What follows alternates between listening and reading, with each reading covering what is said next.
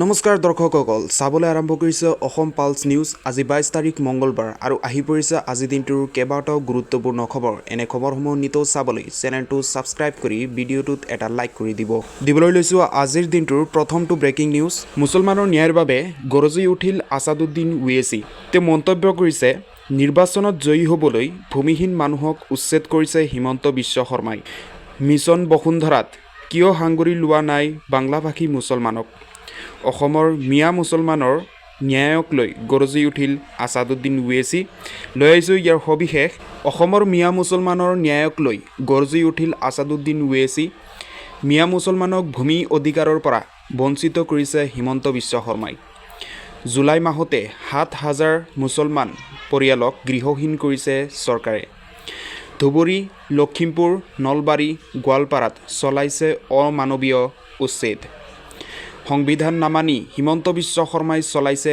Bulldozer mission বসুন্ধৰাত কিয় হাংগুৰি লোৱা নাই বাংলাভাষী মুছলমানক নিৰ্বাচনত জয়ী হ'বলৈ ভূমিহীন মানুহক উচ্ছেদ কৰিছে হিমন্ত বিশ্ব শৰ্মাই এনেধৰণে মন্তব্য প্ৰকাশ কৰিছে আছাদুদ্দিন ওৱেইচিয়ে आज आसाम में जो कुछ हो रहा है बंगाली मुसलमान हैं आसाम में दो किस्म के मुसलमान एक बंगाली जबान बोलने वाले जिनको मियां बोलते और एक दूसरे आसाम के मुकामी जिसको अंग्रेजी में बोलते हैं इंडिजीनियस आपको जानकर तकलीफ होगी कि आसाम में वहां के चीफ मिनिस्टर ने एक मिशन वसुंधरा शुरू किया जिसके तहत अगर कोई गवर्नमेंट की जमीन पर अपना घर बना लिया खेती बाड़ी कर रहा है तो उसको हुकूमत उनको जमीन के हुकूक देगी रेगुलाइज करेगी मगर बंगाली जबान बोलने वाले मुसलमानों को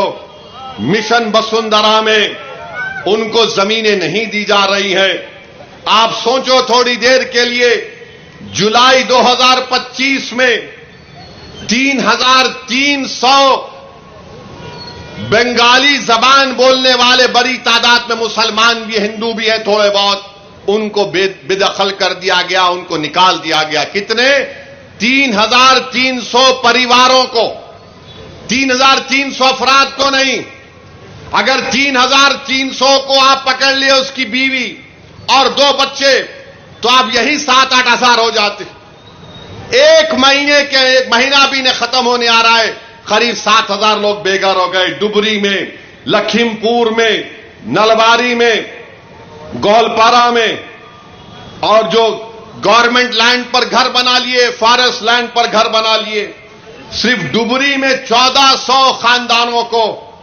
उनको हटा दिया गया क्यों क्योंकि वहां के मुख्यमंत्री कह रहे मैं थर्मल प्लांट बनाऊंगा एक बड़े सरमायादार को बुलाकर कह रहे और पावर प्लांट बना रहे और 1,400 लोगों को बेघर कर दिया गया फिर जुलाई 12 को आसाम के मुख्यमंत्री ने बयान दिया कि ये कौन बंगाली मुसलमान जबान बोलने वाले मुसलमान हैं जो 200-300 किलोमीटर दूर जाकर अपने घर बार को बसाते हैं ये साजिश है कह रहे वो कह रहे साजिश है हमको अकलियत बनाने के लिए क्या कोई चीफ मिनिस्टर इस तरह की बात करेगा লৈছো আন এক ব্ৰেকিং নিউজ 10,000 বাংলাদেশীলৈ ভূমিপট্টা বিজেপি চৰকাৰৰ এই বৃহৎ সিদ্ধান্ত শীঘ্ৰেই 10,000 বাংলাদেশীক প্ৰদান কৰা হ'ব ভূমিপট্টা বাংলাদেশৰ পৰা অহা হাজাৰ হাজাৰ পৰিয়ালক লৈ বিজেপি চৰকাৰৰ এই ডাঙৰ সিদ্ধান্ত শৰণাৰ্থীসকলক লৈ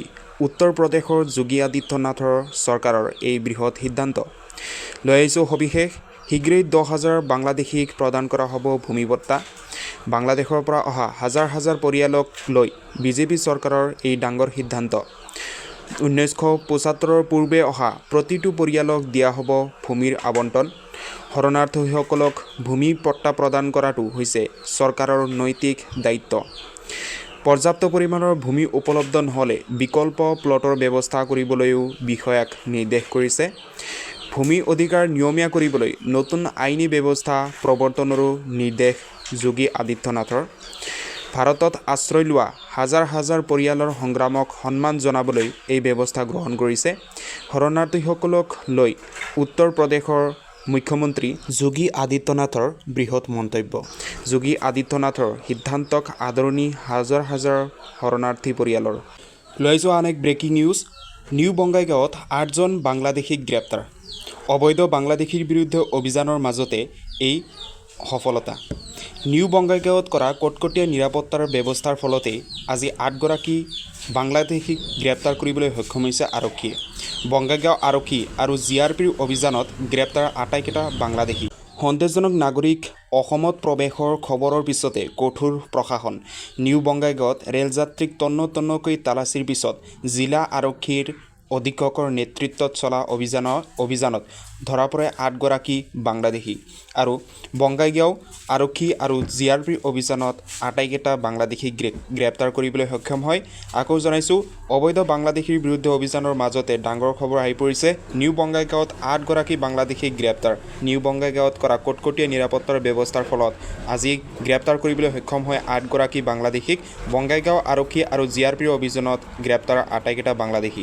লৈ যোৱা আন এক ব্ৰেকিং নিউজ। যিকোনো মুহূৰ্তত উৰিয়াম ঘাটত চলিব উচ্ছেদ। নিশাই টালিটোপোলা বান্ধি পলাল বেদখলকাৰী। লৈ আহিছোঁ সবিশেষ। যিকোনো মুহূৰ্তত উৰিয়াম ঘাটত চলিব উচ্ছেদ। নিশাই টালিটোপোলা বান্ধি পলাল বেদখলকাৰীসকল। 11,000 বিঘা ভূমিত প্ৰশাসনে চলাব বুলডজাৰ। বেদখলকাৰীক 7 দিনৰ সময়সীমা বান্ধি দিলে প্ৰশাসনে। মুখ্যমন্ত্ৰীৰ ঘোষণাৰ পিছতেই উচ্ছেদৰ জাননী বেদখলকাৰীসকললৈ। ভূমি খালী নকৰিলেই বুলডজাৰেৰে ভাঙি পেলোৱা হ'ব বাসগৃহ। জাননীৰ পিছতেই বেদখলকাৰীৰ মাজত সৃষ্টি হৈছে আতংক। দৰ্শকসকল, আজি এইখিনিতে সামৰিছোঁ। এনেধৰণৰ খবৰসমূহ নিতৌ চাবলৈ চেনেলটো ছাবস্ক্ৰাইব কৰি ভিডিঅ'টোত এটা লাইক কৰি দিব আৰু ভিডিঅ'টো শ্বেয়াৰ কৰিবলৈ নাপাহৰিব। ধন্যবাদ।